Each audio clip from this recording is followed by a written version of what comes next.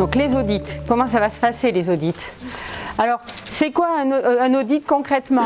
C'est effectivement une personne extérieure qui va venir auditer dans la structure sur un temps donné. En tant qu'auditeur, qu'est-ce que l'on doit faire?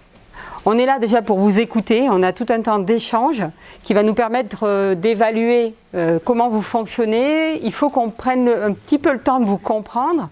Chaque audit, c'est aussi un temps où on doit prendre en considération la structure qu'on audite. Donc on a toute une phase d'écoute, d'échange oral, qui permet de bien s'imprégner du fonctionnement de la structure et puis d'évaluer effectivement l'atteinte en partie des critères.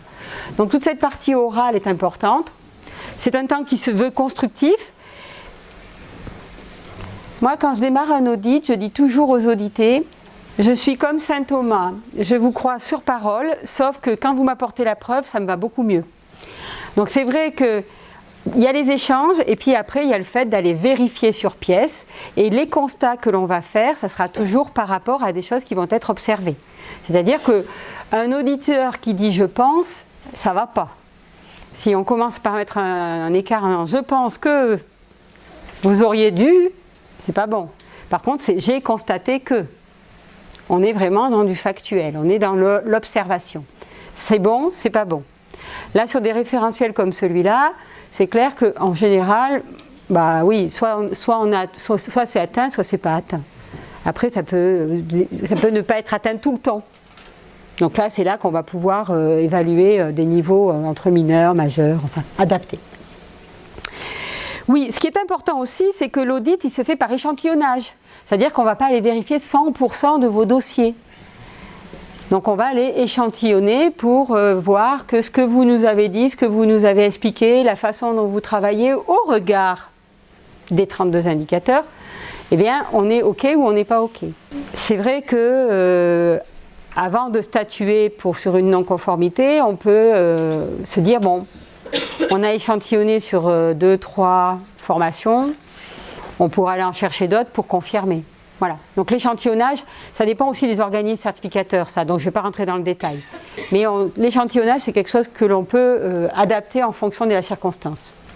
Pour répondre à la question de monsieur tout à l'heure par rapport à Datadoc, la grande différence, c'est que hier, il y avait des critères, on montait un dossier, ce dossier, il était examiné, il était déclaratif, mais quand même, quand on le mettait sur la plateforme, il y avait des gens qui le regardaient, et si c'était pas bon, ils nous renvoyaient un truc en disant « reprenez votre copie, rajoutez la phrase qui va bien ».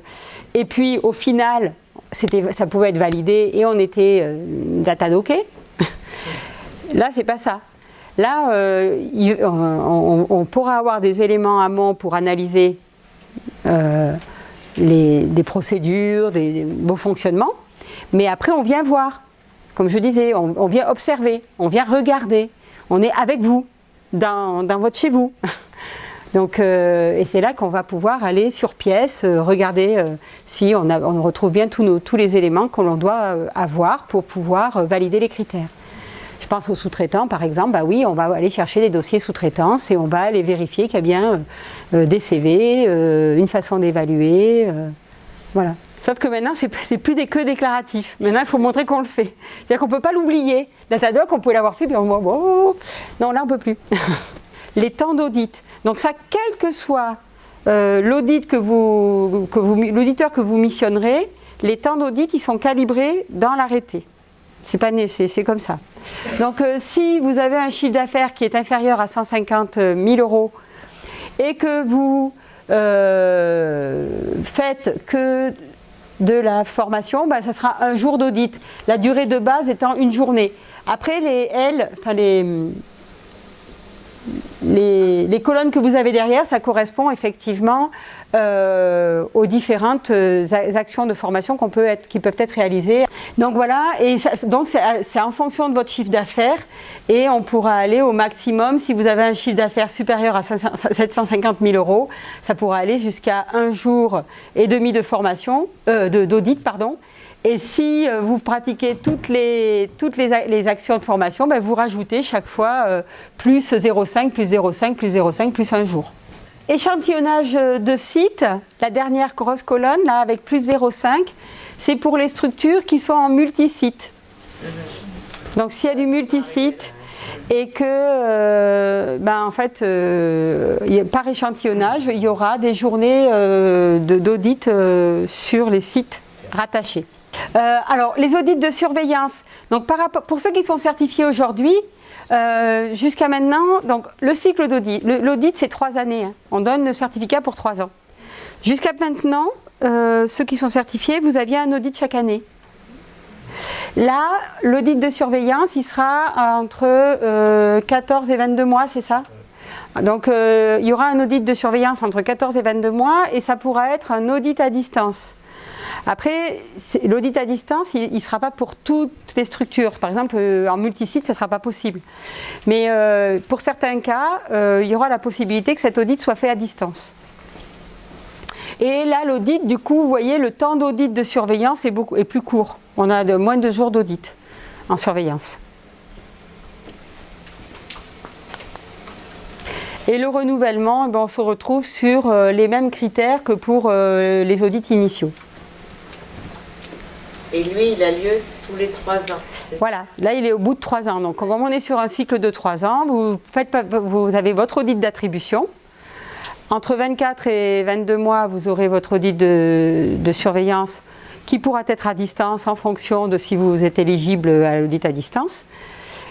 Et puis, au bout de 3 ans, donc, un renouvellement pour remettre en jeu la certification. Si vous êtes certifié, ça sera 0,5 jours d'audit. On évalue que le prix de journée, il devrait être entre 1000 et 1500 euros, à peu près. On va se retrouver dans ces fourchettes-là, le prix jour d'audit. Sachant qu'effectivement, par rapport à avant, l'avantage, c'est que on va avoir moins de jours d'audit sur un cycle de 3 ans. Parce que jusqu'à maintenant, on avait l'audit sur site et voilà, donc on aura un peu moins de jours d'audit et le prix jour, a priori, va baisser. Donc là, au niveau des non-conformités, s'il y a des non-conformités, c'est pas parce qu'il y a une non-conformité qu'on n'est pas certifié, hein. C'est exactement comme pour ceux qui sont certifiés, ça ne change pas la règle, ça va être pareil. À savoir, une non-conformité, vous allez être amené à apporter des réponses dans un délai qui vous sera précisé. Et ces actions correctives que vous allez proposer à l'organisme certificateur permettra de lever ou pas la non-conformité. L'objectif, évidemment, c'est de lever la non-conformité. Et une fois qu'on a levé les non-conformités, eh bien, on est certifié. L'audit de surveillance, lui, il va porter après principalement sur les non-conformités de la fois d'avant pour vérifier que dans la durée, on a bien maintenu la qualité qu'on avait définie. C'est-à-dire que si on a mis en place une action corrective, il ne faut pas que ça ait été juste pour faire plaisir à l'organisme certificateur, il va falloir apporter la preuve dans la durée que ça fonctionne et que ça perdure. C'est aussi ce qui fait que si en audit d'admission, il y a beaucoup de non-conformités et que malgré tout elles ont été levées et qu'on vous a attribué la certification, l'organisme certificateur pourra évaluer qu'il serait plus pertinent de faire un audit sur site en surveillance qu'à distance. Donc ils vont pouvoir avoir cette possibilité-là de dire, bon, ils ont été certifiés mais le risque était un peu élevé, donc on fera un audit site et non pas un audit à distance. Donc ça fait partie des critères qui pourront être mis en œuvre. Alors les auditeurs, on a effectivement des formations auditeurs, on a des accréditations. Sur des référentiels comme ça, on a des formations et après on a une phase d'accréditation aussi, où on est en double, où on est... Voilà, on a tout un parcours. Alors c'est quoi le multisite ? Un multisite, c'est quand on a un organisme candidat qui doit avoir un seul et unique système qualité. C'est-à-dire que déjà, pour parler de multisite au niveau certification, il faut qu'il y ait une structure centrale qui va gérer le système qualité. Donc là, on va retrouver, quand vous parlez de maîtrise documentaire, dans le référentiel, on n'a pas cette notion de système documentaire à proprement parler. Pour autant, si on est en multisite, il faut quand même qu'on ait organisé des procédures et une façon de fonctionner qui soient homogènes et cohérentes. Et qu'on puisse dire que chaque site fonctionne de la même façon.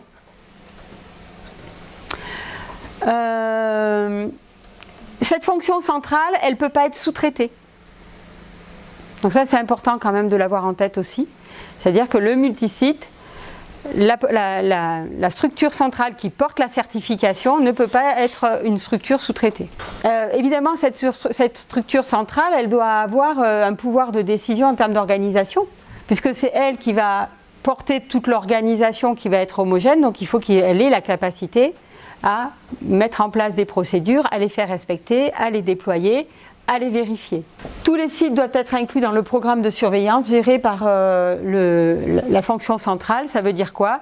Ça veut dire que quand on est en multisite, les audits après ils vont être faits par échantillonnage, par les organismes certificateurs.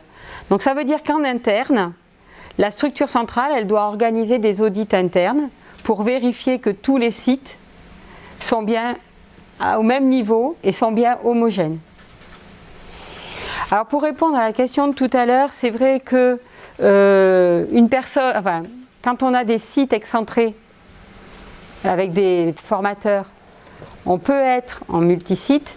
Après, c'est vrai aussi que s'il y a un formateur qui est sur un territoire tout seul, qui n'a pas du tout de structure autour, pas forcément un site, quoi. Moi, aujourd'hui, j'ai des structures que je suis capable, au travers de la structure centrale, d'auditer un territoire qui est large, parce que tout est centralisé et qu'au travers du système d'information, j'ai la vision sur toutes les formations. Donc, on peut très bien auditer un territoire assez large en un point.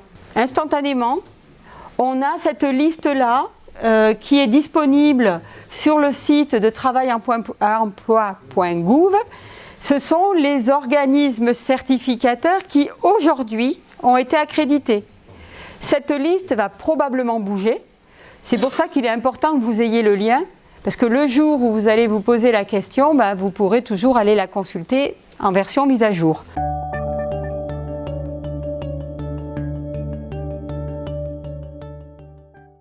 Mise à jour.